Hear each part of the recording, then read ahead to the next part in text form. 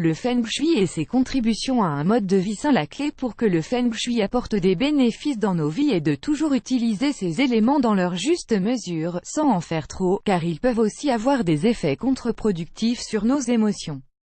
Le Feng Shui est une technique chinoise millénaire. Dans l'Antiquité, il servait à trouver un endroit où construire les maisons, et même les tombes. L'objectif était de les protéger contre les inondations, les tempêtes et tout ce qui pourrait les affecter, y compris les vagues de chaleur massives. Au fil des années, les Chinois ont inclus cette technique pour organiser l'intérieur et l'extérieur de leur maison. De nos jours, l'utilisation du Feng Shui est très à la mode. Vous avez sûrement décoré votre maison ou votre bureau avec des techniques de Feng Shui, mais sans connaître les contributions qu'il peut apporter à votre vie. Quelles sont les bases du Feng Shui? Le fondateur de l'école occidentale de Feng Shui, Tara Collins, est un spécialiste de la technique du Feng Shui. Il s'agit d'une étude qui traite de l'organisation de notre environnement pour améliorer notre qualité de vie. Par conséquent, cet article se concentre sur la mise en évidence des contributions que le Feng Shui peut apporter à votre vie. Comprenez que la sagesse ancienne des cultures orientales peut être exploitée en notre faveur, avec des coûts plus bas que vous ne le pensez. Tout ce qui nous entoure, surtout dans nos maisons, a un effet positif ou négatif sur notre vie. Avec la mise en œuvre de techniques de Feng Shui, nous pouvons atteindre le juste équilibre pour maintenir une vie saine. Quels sont les éléments du Feng Shui qui contribuent à une vie saine? La première chose que vous devez savoir est que, selon la technique du Feng Shui, toutes les personnes sont composées de 5 éléments. Le métal, le feu, le bois, l'eau et la terre. Chaque élément a une signification particulière et chacun d'entre eux doit être présent dans notre environnement de la manière appropriée.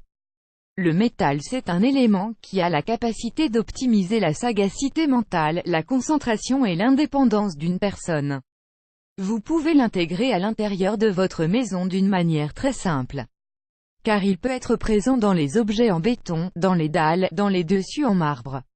Vous pouvez aussi l'inclure dans des peintures et des sculptures créées avec n'importe quel type de métal, en forme d'arc, circulaire et en ton pastel et blanc.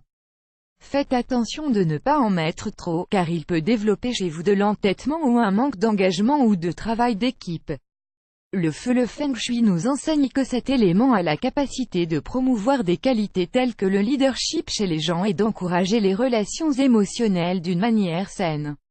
L'élément feu peut être intégré de façon subtile à l'éclairage de votre maison. Aussi avec des photos montrant des gens ou des levées de soleil, entre autres. Aussi, avec des accessoires en cuir, avec des animaux de compagnie, avec des nuances d'orange, marron, rouge ou rose.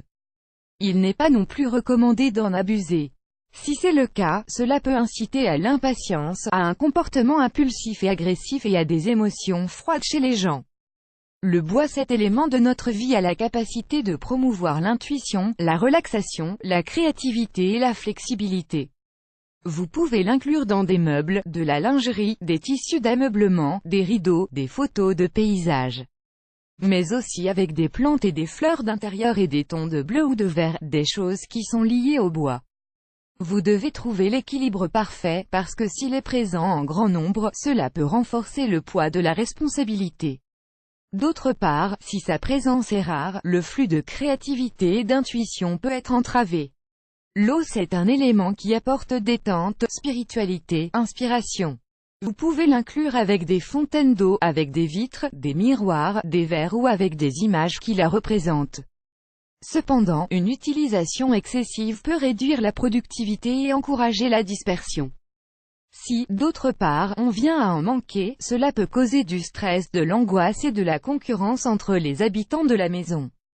La terre, c'est un élément ayant la capacité d'augmenter la sensualité, l'ordre, la force physique, la stabilité. C'est un élément facile à inclure, car il est présent dans les tuiles et les briques.